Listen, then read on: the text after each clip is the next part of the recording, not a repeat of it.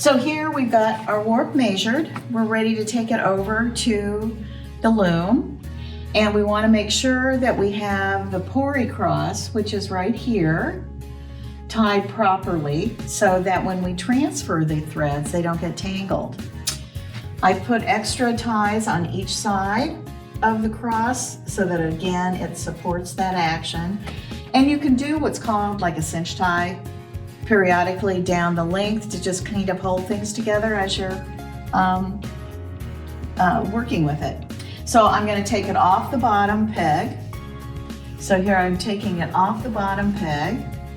I'm going to chain it off. I stick my whole hand through. I grab onto the thread and I pull this loop over. Then you can actually kind of just put your fingers through and grab the thread and pull it through. And I am pulling just a little bit on the threads so that the threads don't pop off the dowel over here.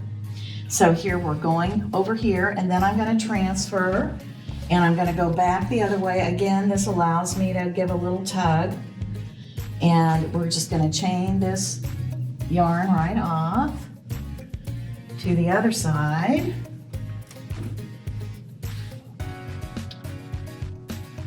And haste makes waste is a good motto. You do want to make sure that you are doing everything properly, and that way it makes weaving lots more fun. So just be careful when you're taking it off. Then I actually, how I do it is I hook the chain right there. I've got the chain hanging here. I do thread front to back. That's what we teach here. And so the threads at the edge, at the beginning, actually will be cut. So what I do to make sure that I get all the threads cut is I just kind of put the tip of the scissors right here, not pushing on the tip, but just sliding the threads off so that I can turn my scissors sideways, and I'm actually cutting right in the middle of that loop and cut them right off like so.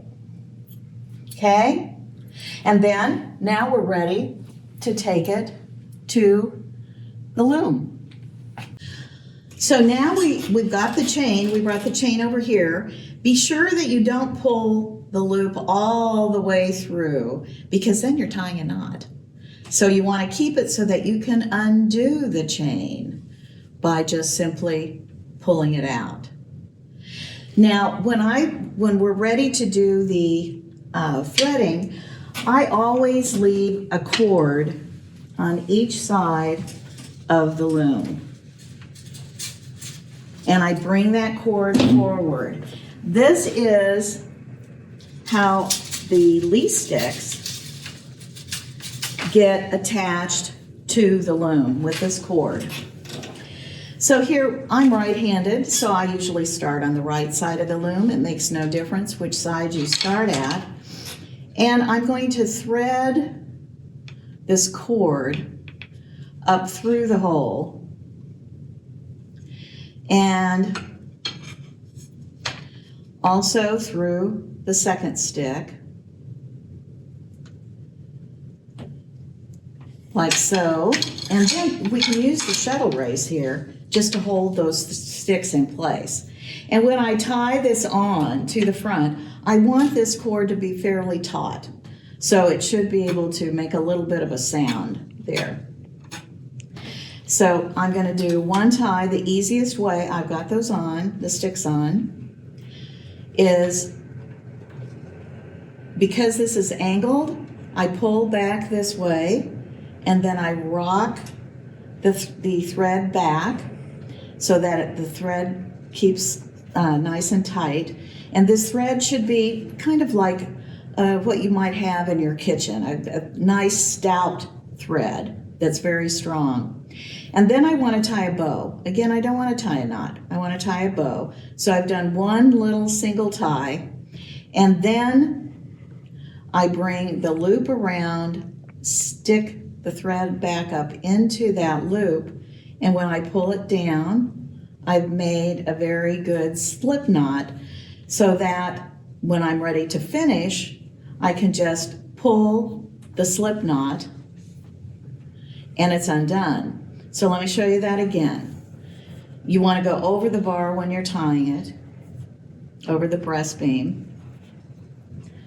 So it's pull it back, rock it back, and I'm trying to keep my hands out of your way. You make the loop and pull the tail up through there. Okay, so this is nice and tight.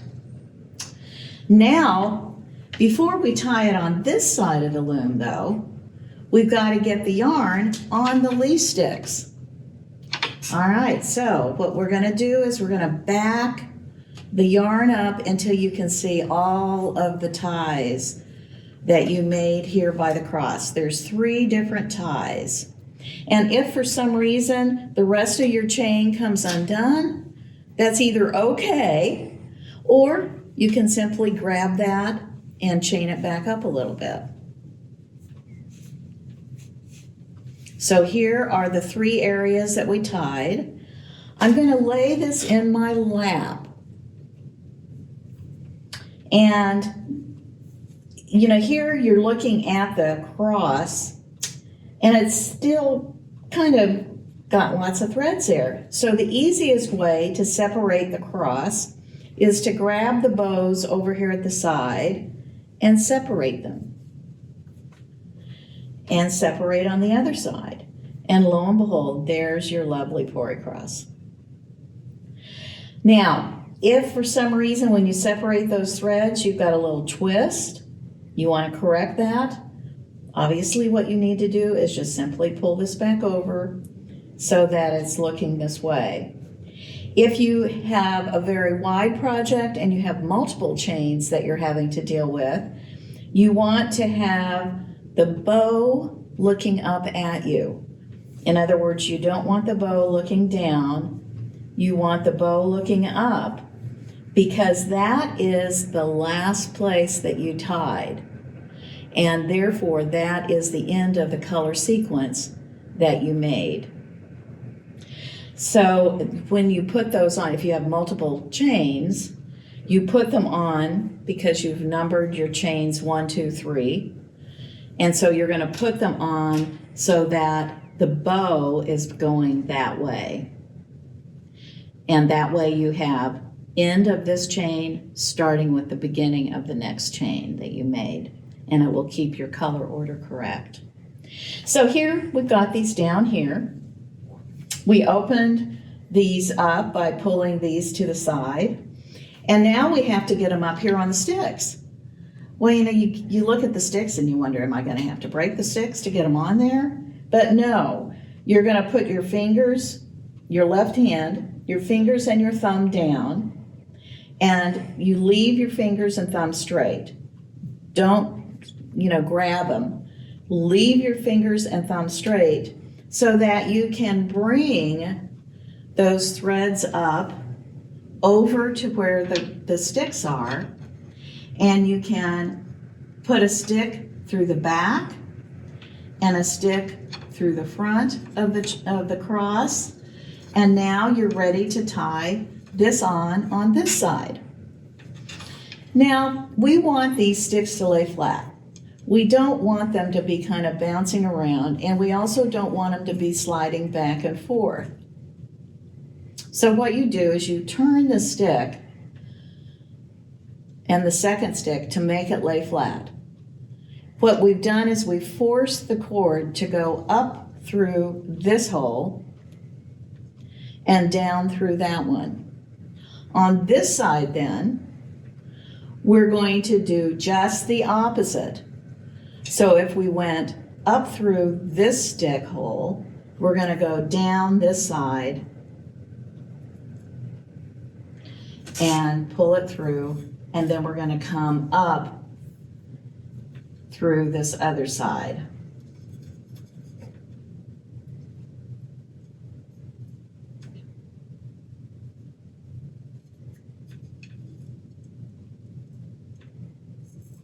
And then we're going to tie on the cord on this side just like we did on the other side. So we pull it back, pull it forward, hold the cord tight, make the loop, and pull the thread through, but don't pull the tail through, because that way then you've made a knot if you did that. So here we are. We have all of our threads are on there. The cross is sitting there. We've got the yarn back here, and these cut ends are going in towards the loom. And since we're threading front to back, we're going to proceed through the reed first. Before we do anything with that, we're going to do,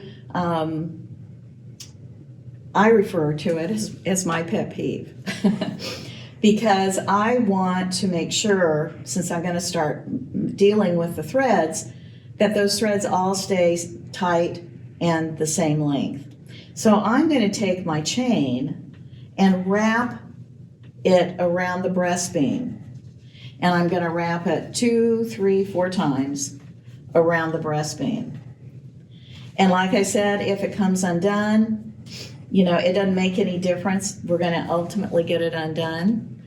But if you want to, you can always chain it back up.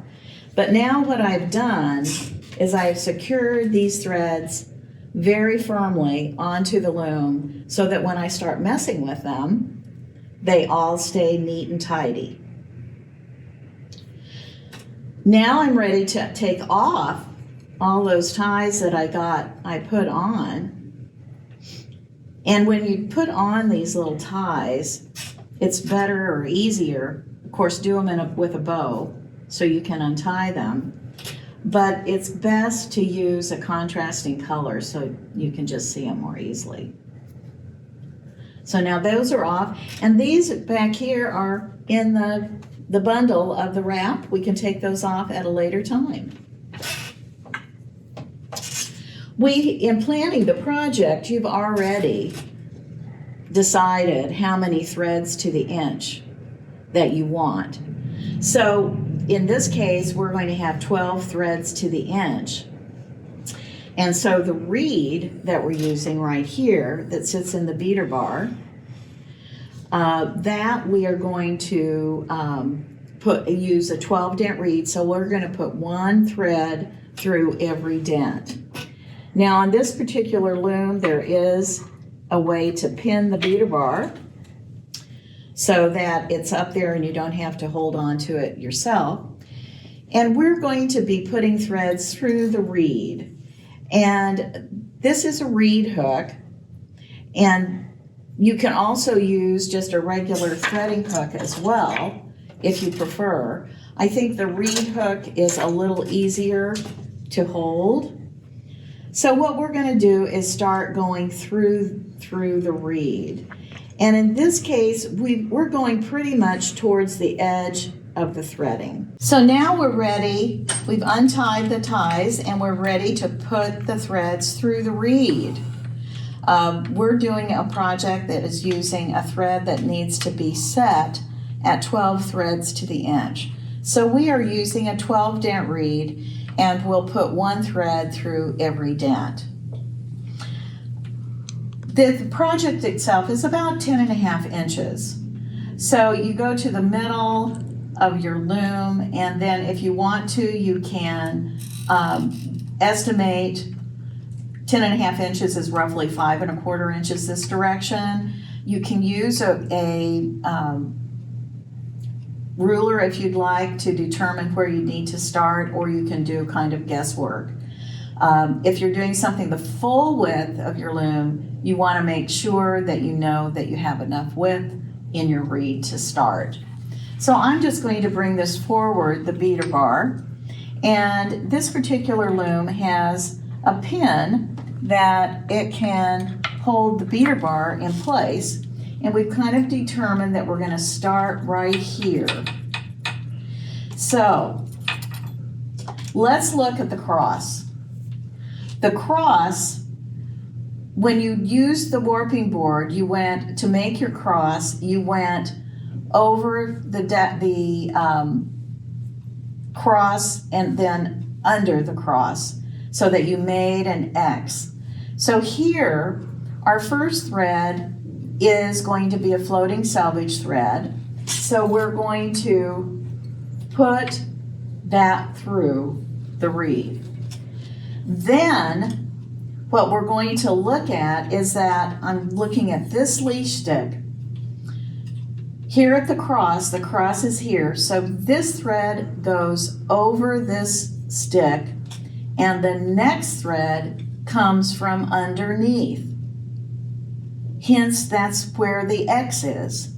So this one is going over this stick, and you can bring the hook in from behind the reed and you pull that through.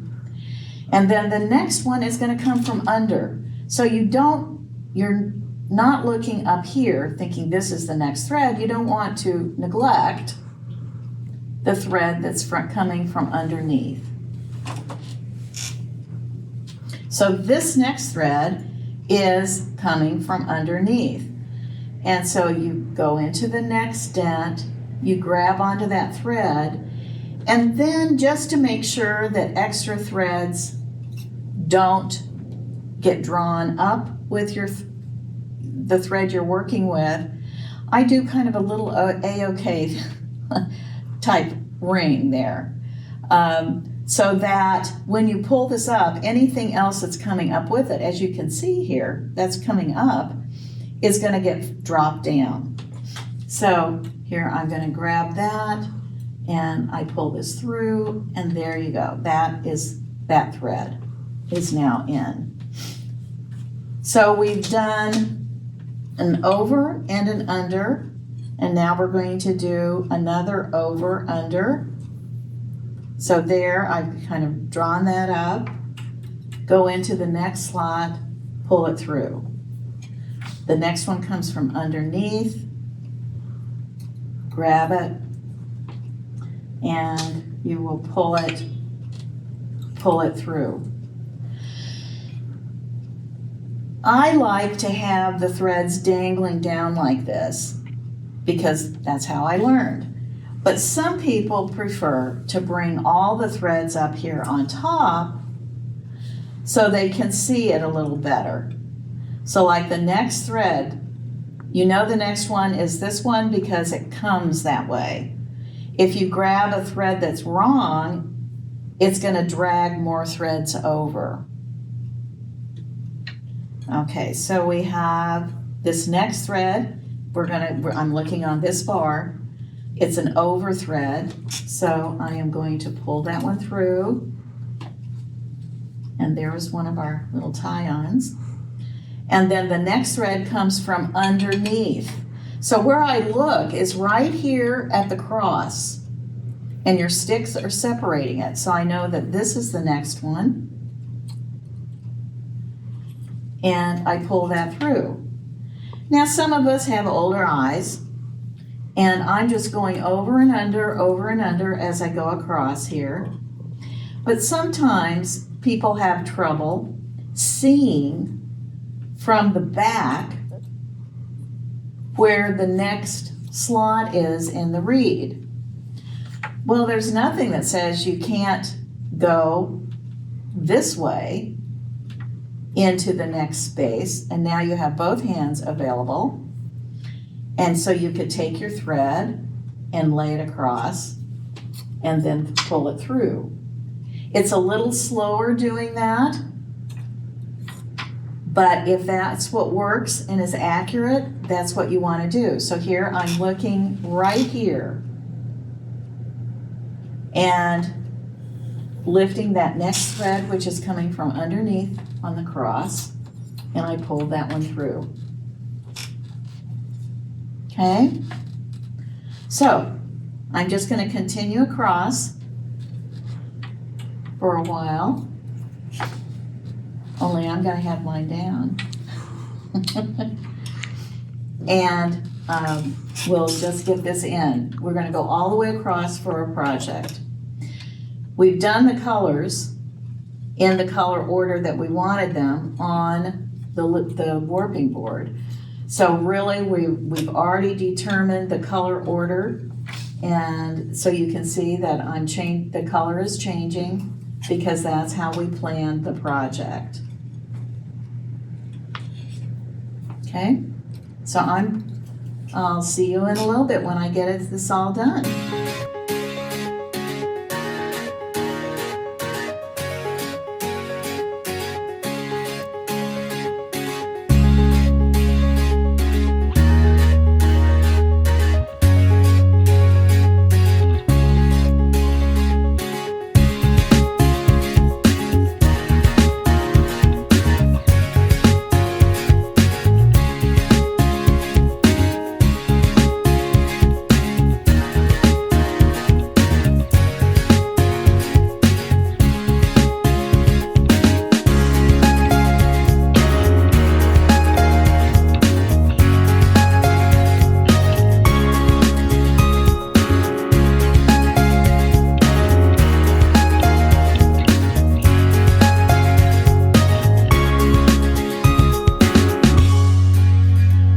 Okay, so I am ready to do the threading now back here, and I'm going to release the pin for the beater bar so that the threads can go back as close as possible to the heddles.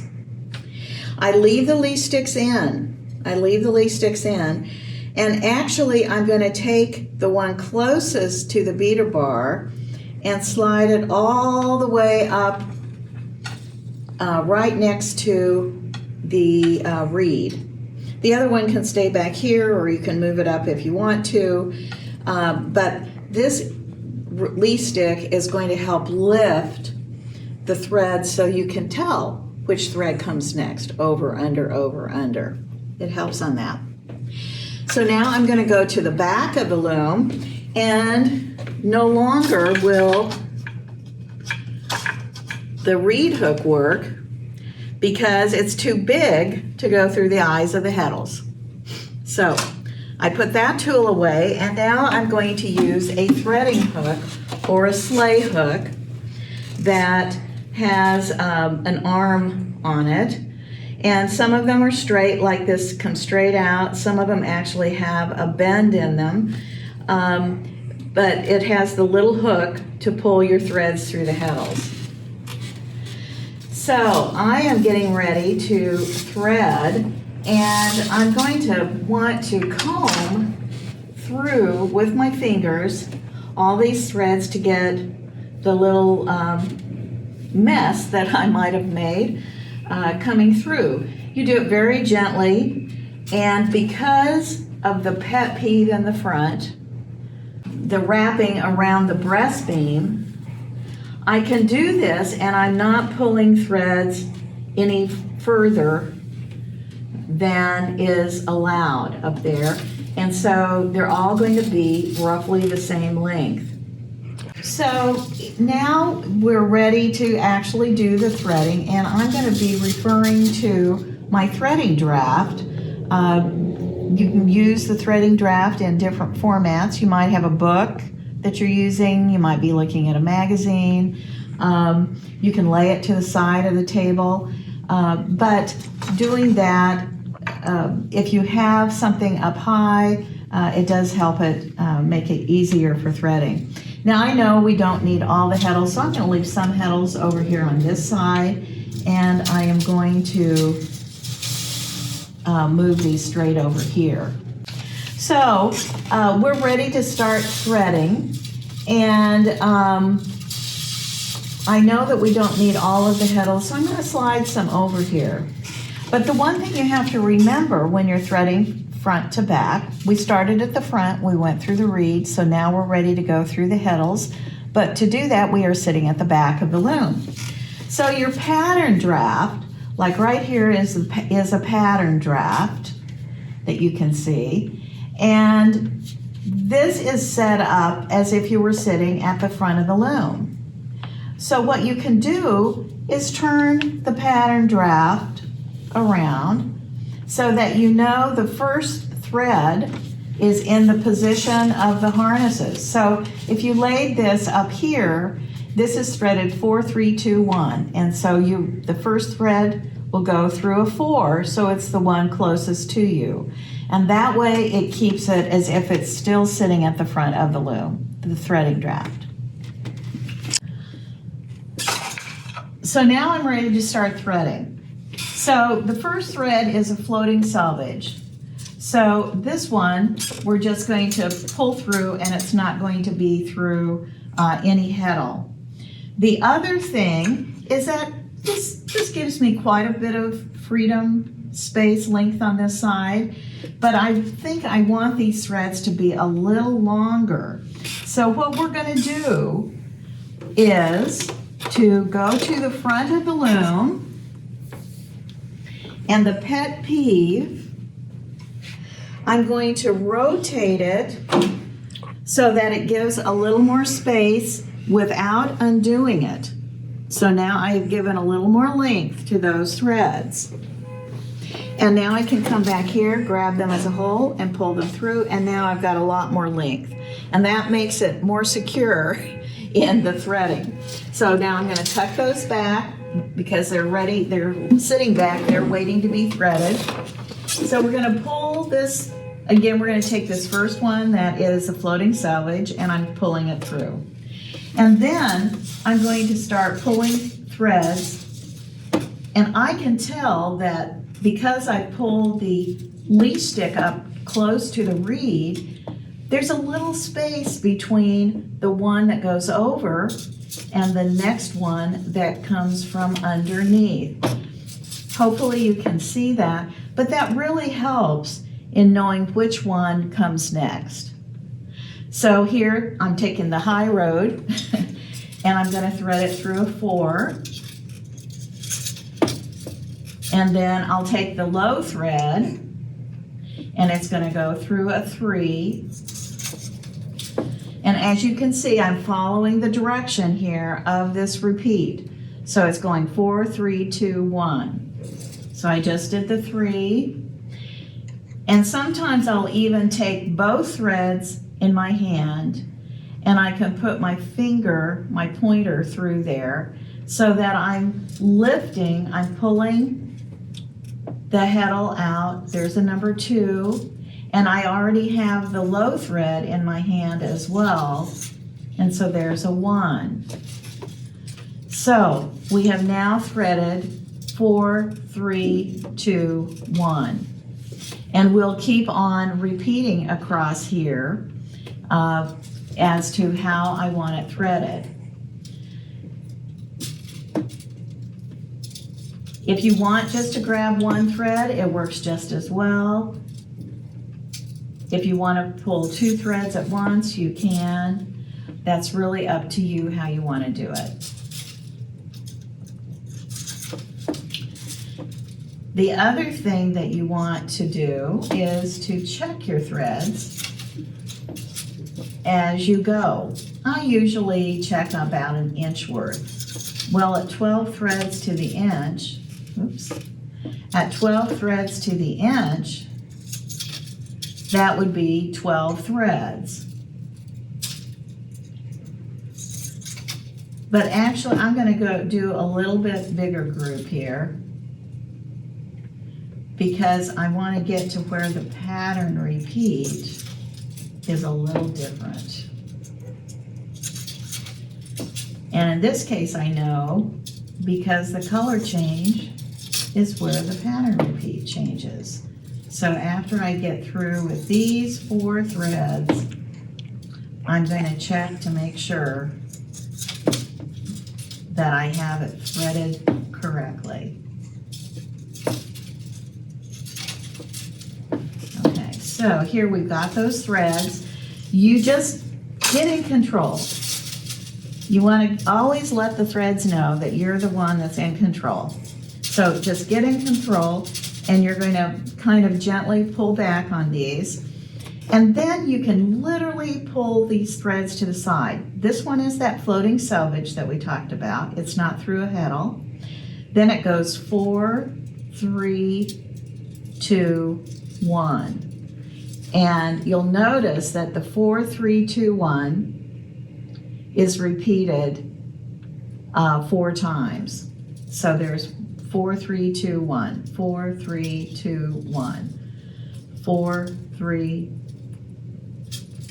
2, and you pull them apart so that you know you don't have them crossed, and 4, 3, 2, 1. And so now we have checked that.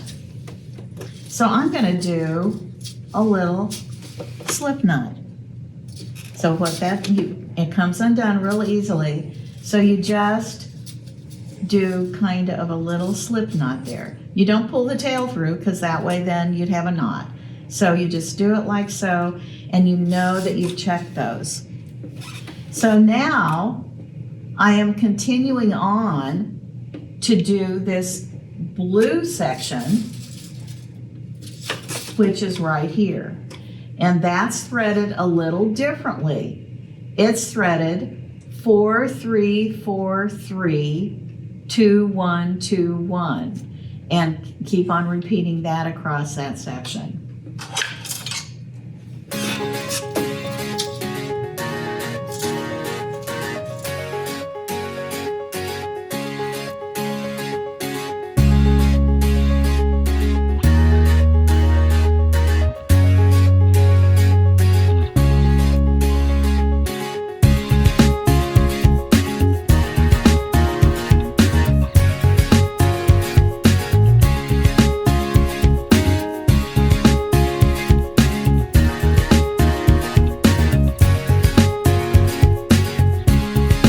Okay, so now I'm checking these, the threading on these, and it goes 4, 3, 4, 3, 2, 1, 2, 1, 4, 3, 4, 3, 2, 1, 2, 1.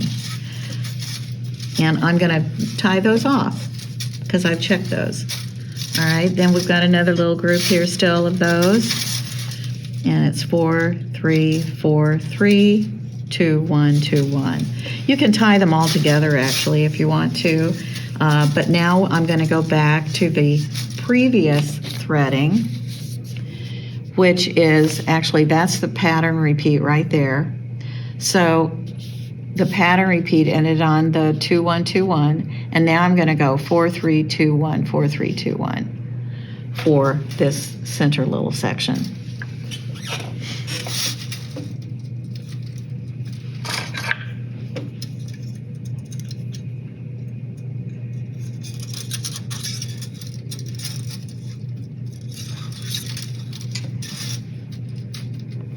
So now I've got this all threaded, and I've supposedly checked it for mistakes. And so now we're ready to tie onto the back beam. But let's say it's dinner time and you want to go off and fix dinner or something.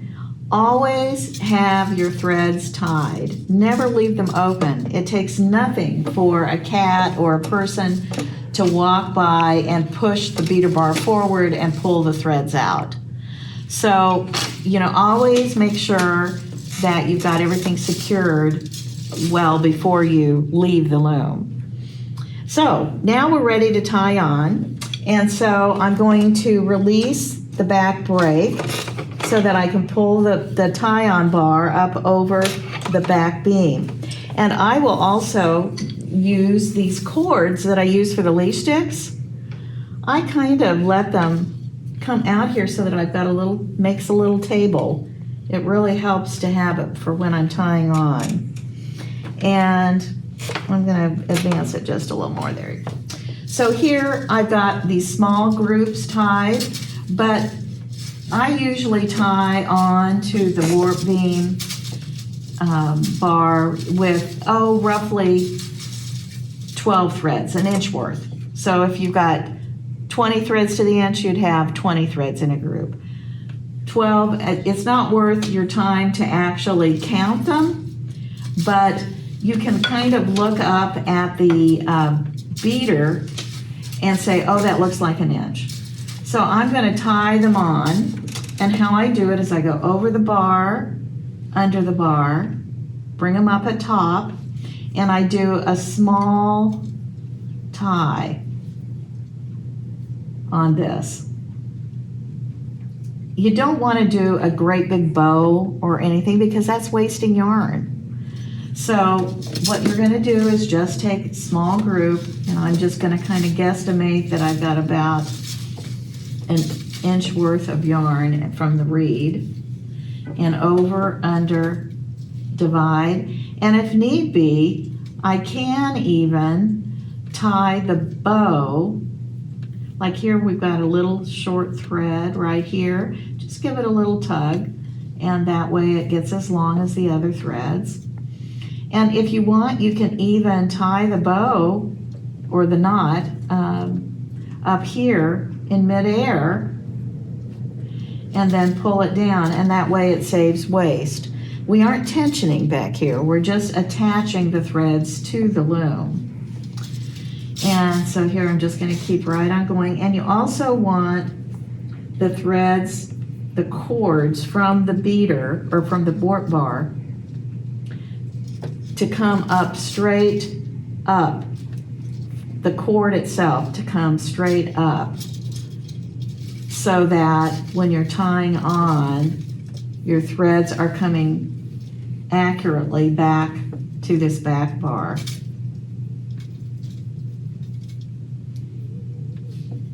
So here I'm just going to keep going all the way across, tying this on.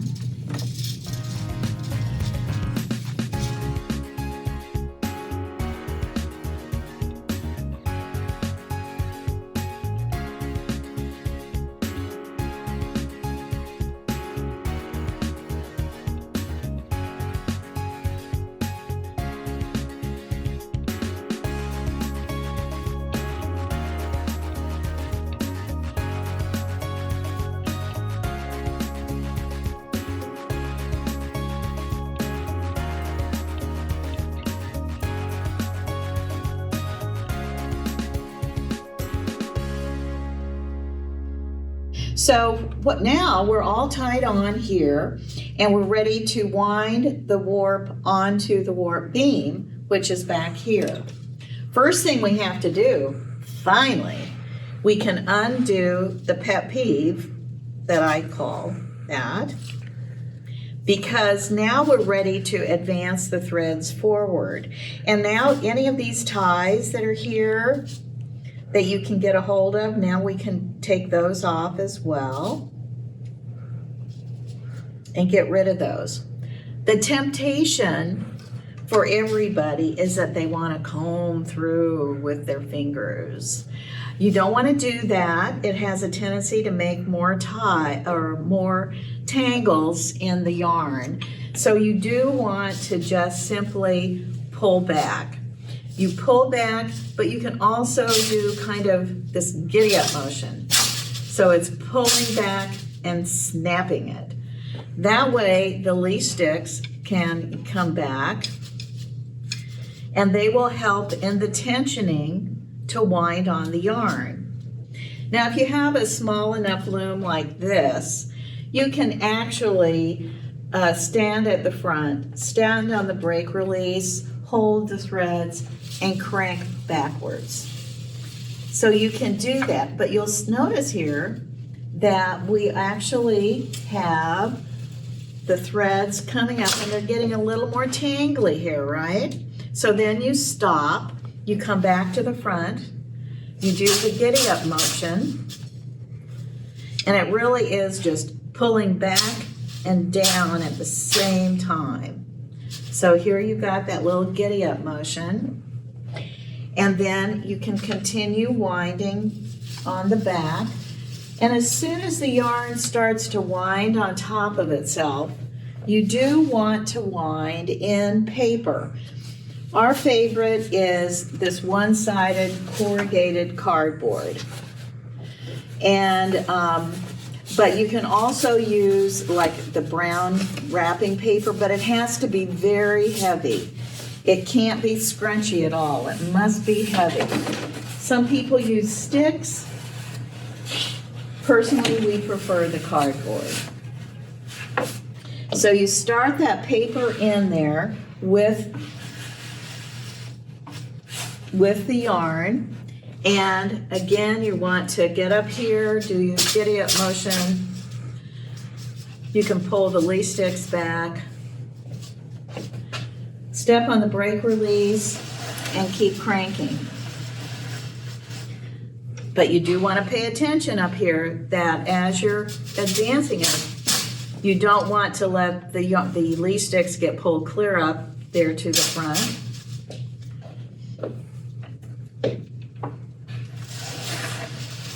And I'm just holding tension on it. And here we're getting down to this last little bit.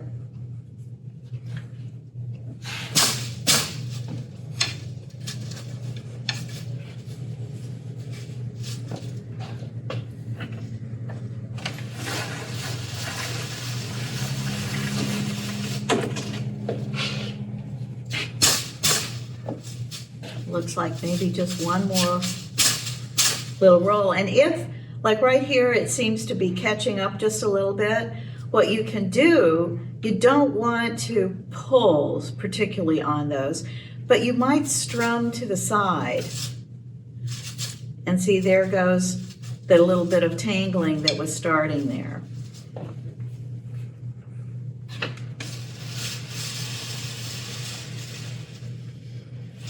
And when you get about to a little bit over the breast beam, that's a good time to stop. So now you can literally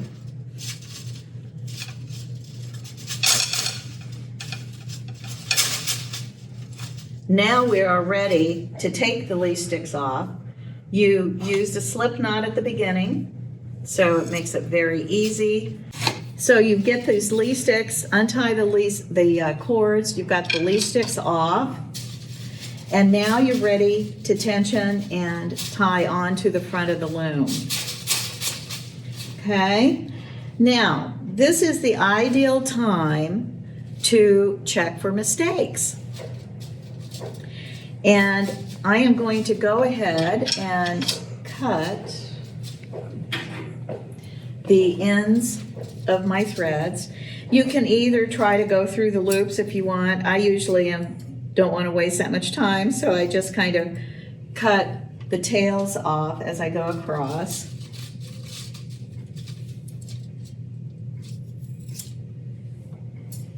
And if you missed some, you can cut those loops later.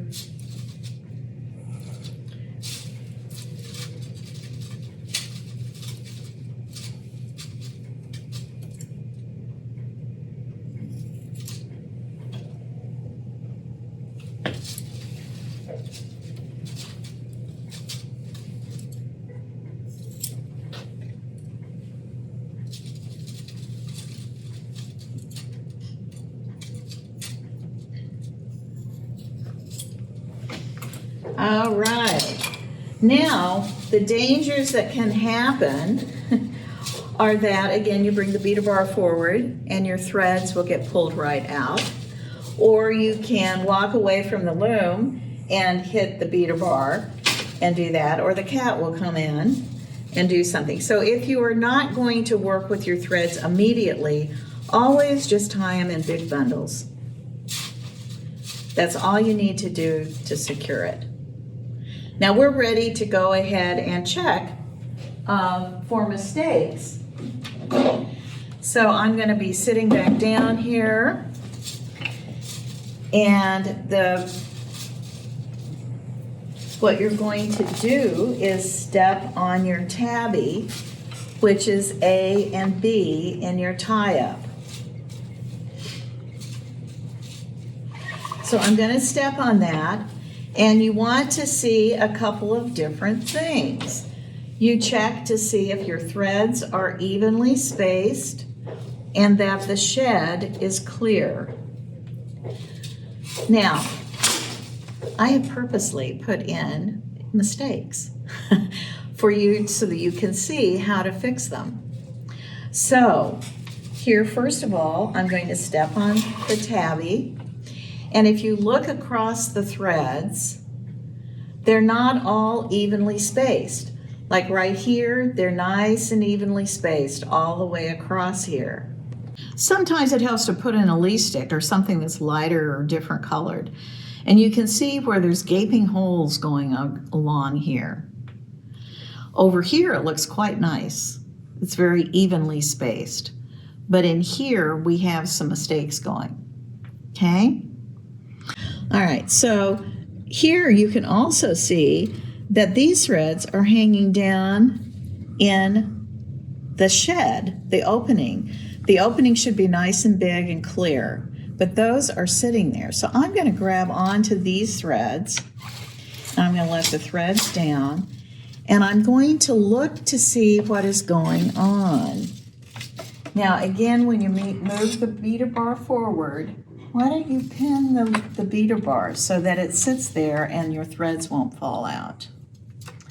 So here I'm going to look at the threading back here, and it goes 4, 3, 4, 3. But look at right behind the reed. I picked the wrong thread to go. Remember, these threads were in order. And so right here, you can see behind the reed, the threads are twisted. So that meant I took the next thread first, and then the previous thread. And so all you have to do is pull these threads out, and then you can just thread them right back in. You can either do it by hand or you can get your tool. So now we know which one comes first because the threads separate back here. So we know which ones come first. So this one is going to go through the rightmost space, and this one goes through the leftmost space of those.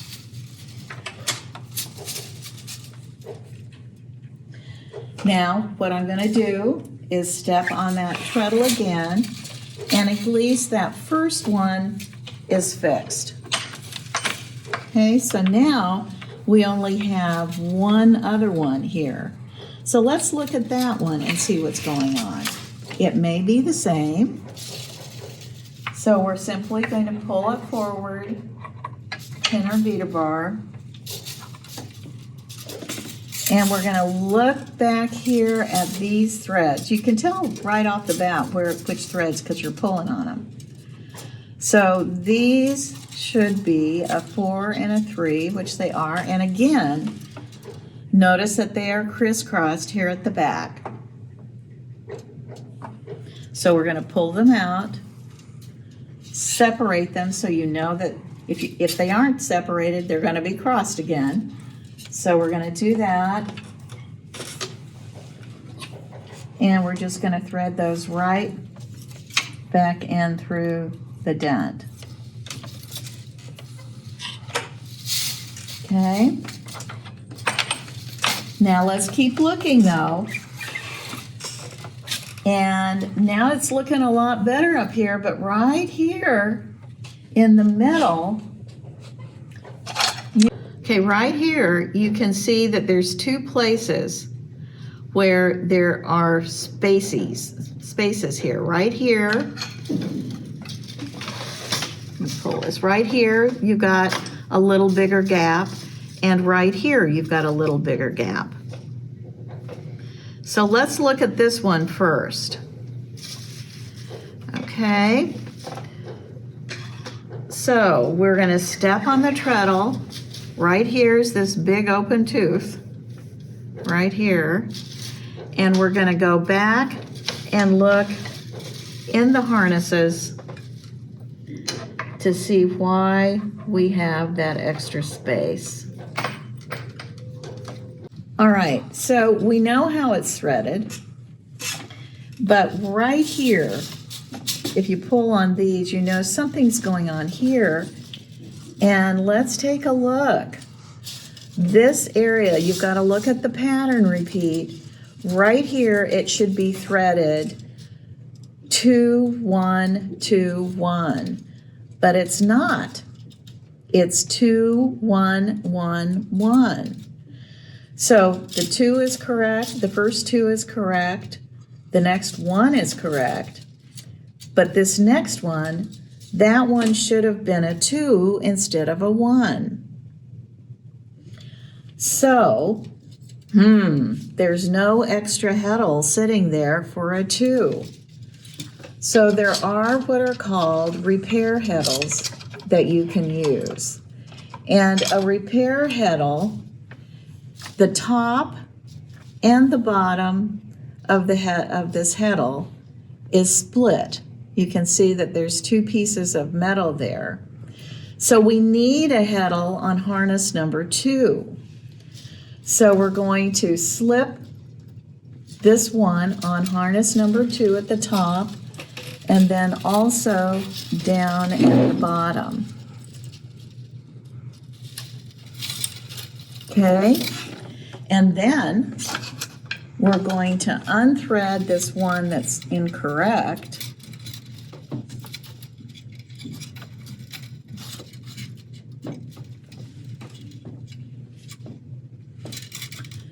And just leave that extra heddle there. And then we're going to thread this one through the number 2. Now we know where it goes up here because we pulled out that thread, so there is an empty space up here in the reed. So we're going to pull that through. Now we're going to look at it again. We're going to step on this treadle. And now look at how nice and even the threads are going all the way across here. We do, however, still have one little space here that's not even. And we're going to look at it, and oh my, I skipped a dent. So when I was going through the reed, you can see right here that there is an empty dent there.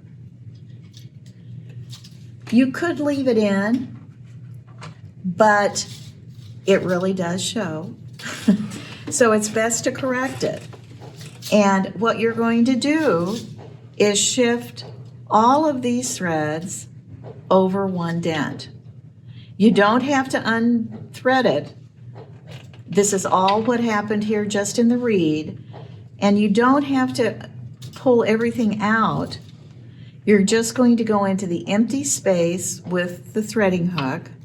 And if you go up here to the middle, you've got a little bit of movement area. And we're just going to lift that thread up. We're going to catch that thread, and we're going to pull it through. Then now you've got the next hole that you just made. And you just keep going through and through and through.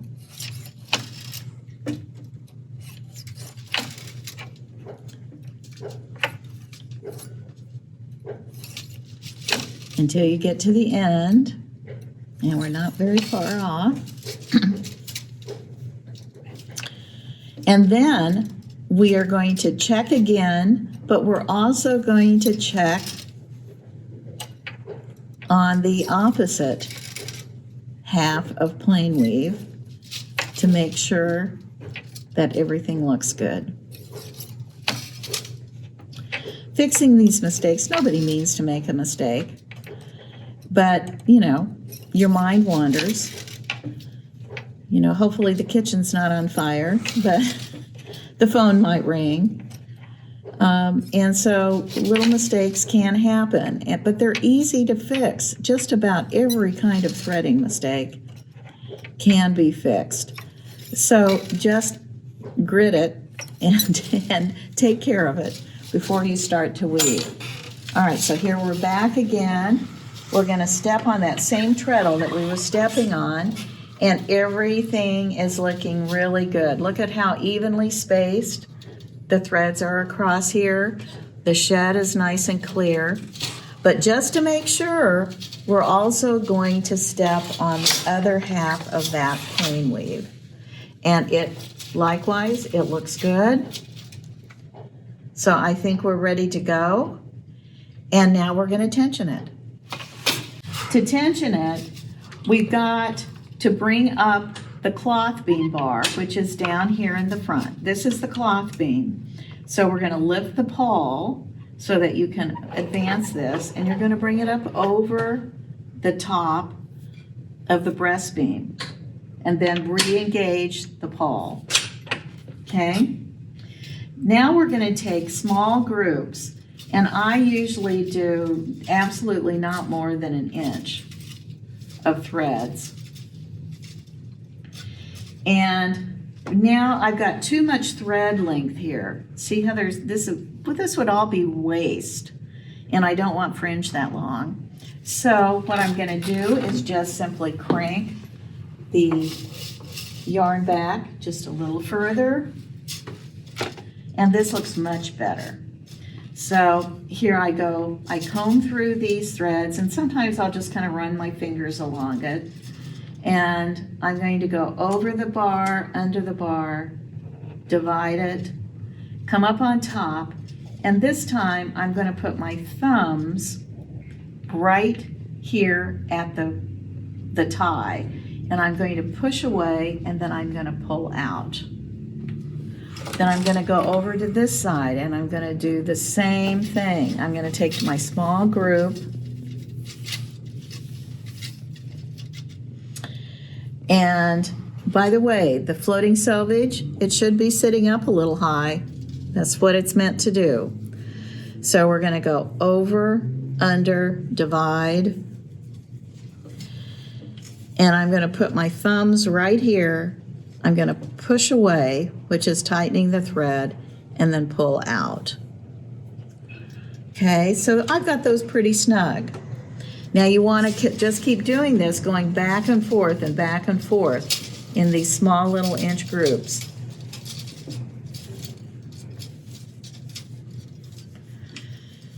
And just do one tie and have that tie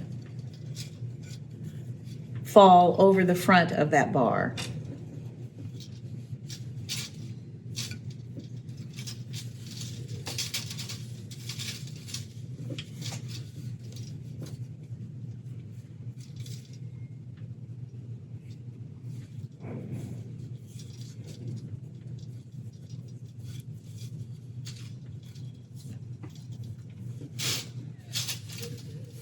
And we're just going to keep doing this all the way across, and then we're going to check for the tension, and then we'll do a secondary tie.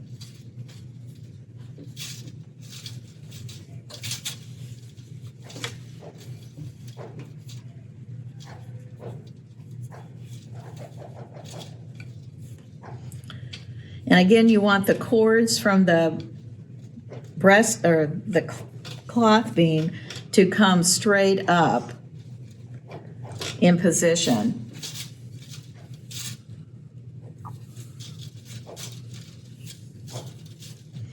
The numbers in each group don't have to be the same. You just don't want a great big group.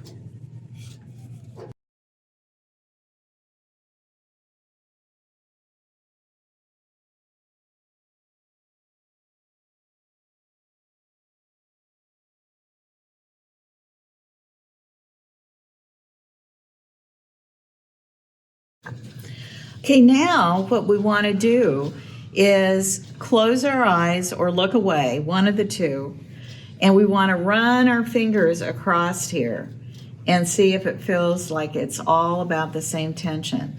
You'll literally feel if there's a little dip. And what you can also do is tighten the warp just a little bit and see how it feels. And this feels pretty good. It feels maybe that our outside ones are slightly looser, which is usual. And so what we're going to do is just make them just a little tighter, just a little bit tighter by pulling away and pulling down. Sometimes it might mean that the next one has to get adjusted slightly as well. But again, you look away and feel it. Once you feel good about that, then you go ahead and do a bow or a half bow. Don't do a knot, you guys. It's really, it takes a long time to undo a knot. So either do a bow or a half bow. I'm kind of doing like a half bow or It's really kind of a slip knot, but